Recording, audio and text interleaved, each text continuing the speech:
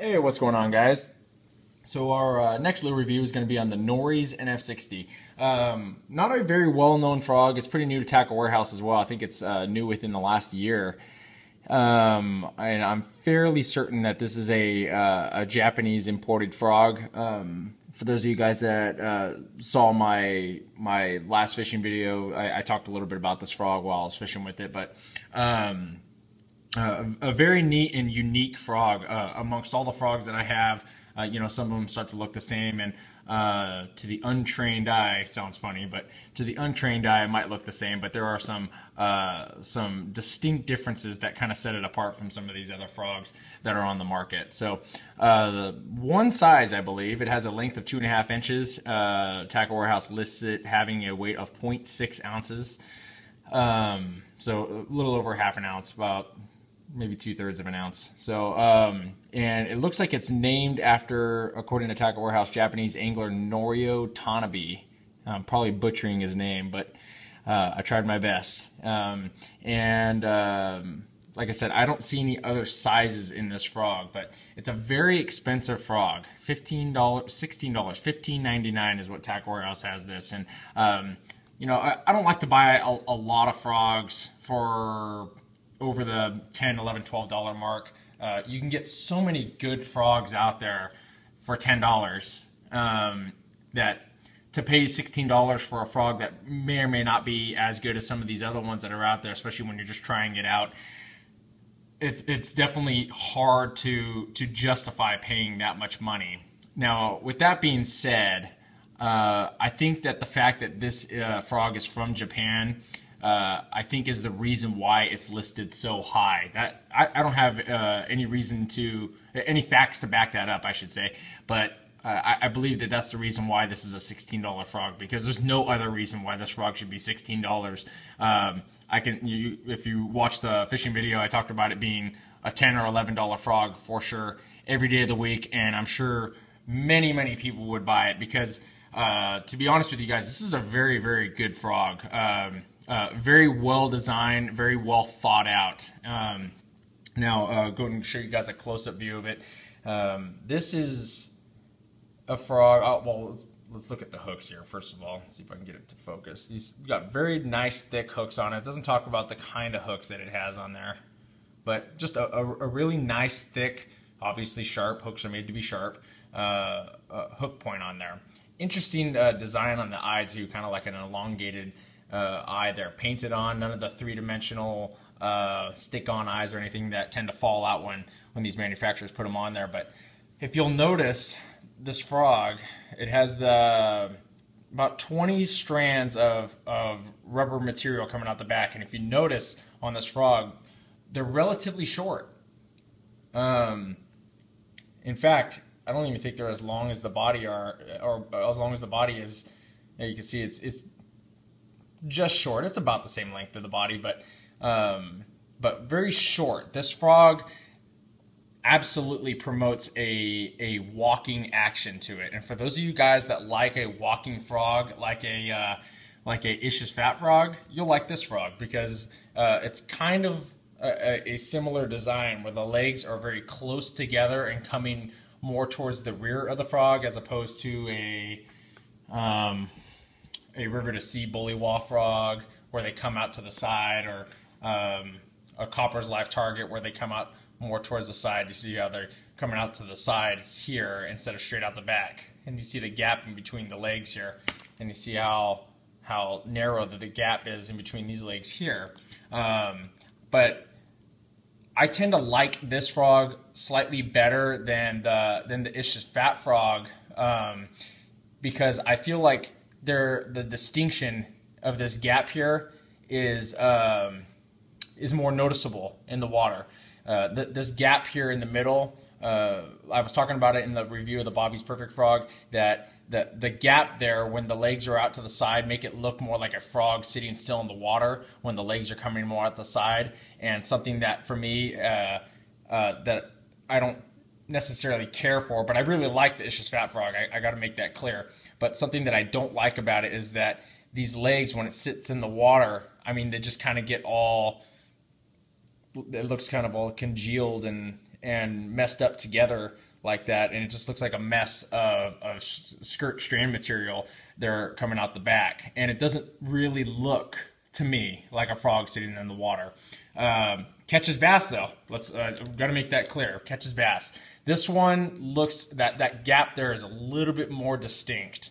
So I don't like the $16 price tag. I think that is, it's going to be very hard for many anglers to justify a $16 price tag on a frog, but I do think that this is a very, very nice frog. And the thing that sets this thing apart from the Ish's fat frog is when you look at the profile, what do you notice about the frog? You notice that the legs, they're not coming out the top of the frog like they are kind of on the Ish's fat frog. You see how it's coming more towards the bottom. You see on the Ish's fat frog, they're more towards the top area of the hooks. And then on this one, it's more towards the middle to the bottom area of the hooks. Try to get you in camera view there. But what that does for you is it makes this frog, which the Ish's fat frog doesn't do, and many other frogs that I have, in fact, this might be the only one that does this, where this frog sits almost completely flat in the water because of that. And that's because it doesn't have this material weighing the frog back like this.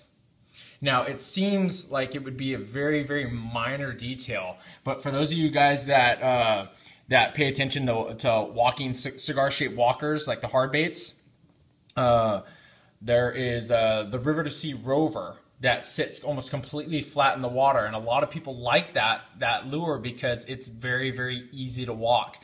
And it's easy to walk because you don't have to get it on plane and start walking it this way. It's already sitting on the surface of the water, so all you have to do is just twitch it, and it just wants to go from one side to the other. So again, for those of you guys that like to walk a frog, this thing is probably as close to walking a spook style bait or a cigar-shaped walker out there. And so very, very respectable action. Again, for those of you guys that like to walk frogs, I mean, there it is. This is the cat's pajamas. This is the frog to have. I mean, if you really like frogs that walk. So I really dig the frog a lot. As far as the material of the frog, it seems to be more akin to a spro frog. They feel very similar, like as far as thickness, like they're probably made out of the same style material. So if you have a spro, or a spro frog, I'm sorry, I was thinking snag proof. If you have a spro frog, that's pretty much what this thing feels like. You'll also notice, you could hear that too when I'm squeezing it. It has this little hole here on the back. I think that's to kind of help keep water out by creating a, how do I put this? Basically, so it doesn't create a vacuum effect in there. That if it's completely sealed off, frogs that are completely sealed off, it'll start to suck water through places like here where the material enters in. So if you have like a small hole like on the back there, it'll create not a negative atmosphere, but something that is not going to help promote vacuum and suck water into the cavity of the frog. So and again, things that are taken for granted and buying a frog new to market is something that, like, the fact that it won't sink. It sounds very simple and innocuous, but the fact is that a lot of frogs out there, brand new in the package, throwing it out there for the first time, will sink on you. That's just the way it is. For whatever reason, I mean, it's pretty lame, but that's the way it goes. So, and this frog doesn't sink. So, definitely worth noting. And it has this kind of concaved area here, like where this is all caved in back in here. I don't really know why that. Sorry about that interruption, guys. Anyway, continuing, I was talking about this concaved area. I don't really know why that's there. It seems like they talk a little bit about it on Tackle Warehouse on their little description of the frog. Let's see. Hook points covered, collapse whenever pressure is applied to the correct areas.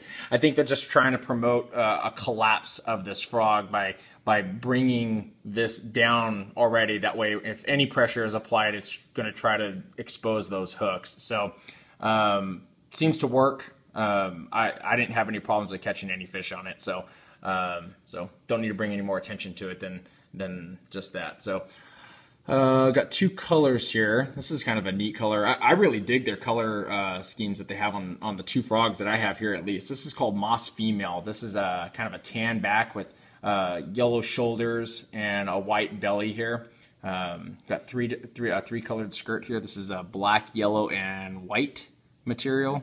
And like I already said, this is just a rubber material here on the back. Just a really nice looking frog. And definitely attracts some bass for sure. So this is called Moss Female.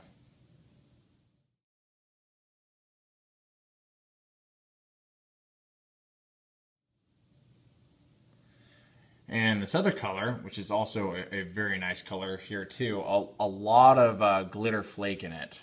You can see all that kind of like gold orange glitter flake that's actually molded into the actual body itself. But it's called green pumpkin, and it's got green and brown rubber strands on the back here. Just a really nice looking color here. So on these frogs you can see, or maybe you can't see, that it says Nories right there. It's kind of embossed into the frog itself. You can probably see it a little bit better on here. See, it says Nories right there. But this is called green pumpkin.